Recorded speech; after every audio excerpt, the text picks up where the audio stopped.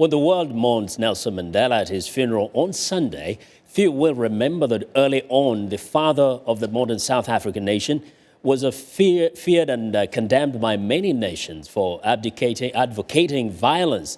Now, viewers, Motta has more from London. When he was young, Nelson Mandela had a rebellious streak. He was a founding member of the Youth League of the African National Congress, combating apartheid at a young age.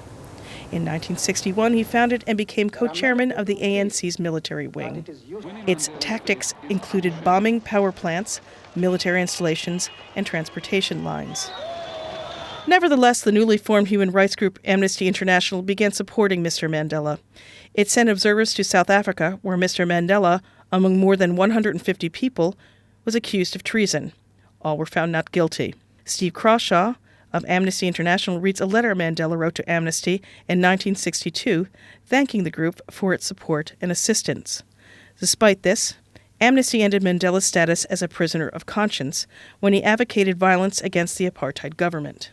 There was an anguished set of discussions within Amnesty because the admiration for Mandela was still there, but the bottom line of the principle of prisoner of conscience was always, is, and always will be absolute non-violence. And so there was a great degree of consensus, but a great deal of anguish. In 1962, Mr. Mandela was convicted of conspiracy, and he began serving a life sentence 2 years later.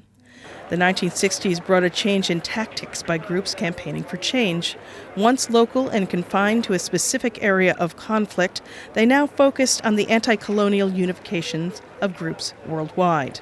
Alex Vines is head of the Africa program at Chatham House. In the 1960s, it was the height of decolonization, so many countries were decolonizing from their imperial past. Obviously, the United Kingdom was one of those, France was another. The 1970s and 80s brought heightened fears of the Cold War and global terrorism. In the 1980s, you had the apartheid regime in South Africa increasingly in crisis, but you also had heightened anxieties of the Cold War, the growth of international terrorism. Britain was battling the military wing of the Irish Republican Army. Analysts say Mr. Mandela was lumped along with terrorists in Western perception. In 1984, Prime Minister Margaret Thatcher narrowly escaped injury when an IRA bomb exploded at a Conservative Party meeting in Brighton. 5 party members were killed. In 1987, Mrs. Thatcher branded the ANC a terrorist organization.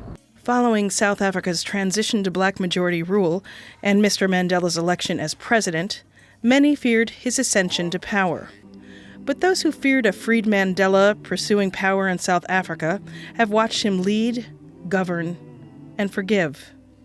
This week they mourn and honor him.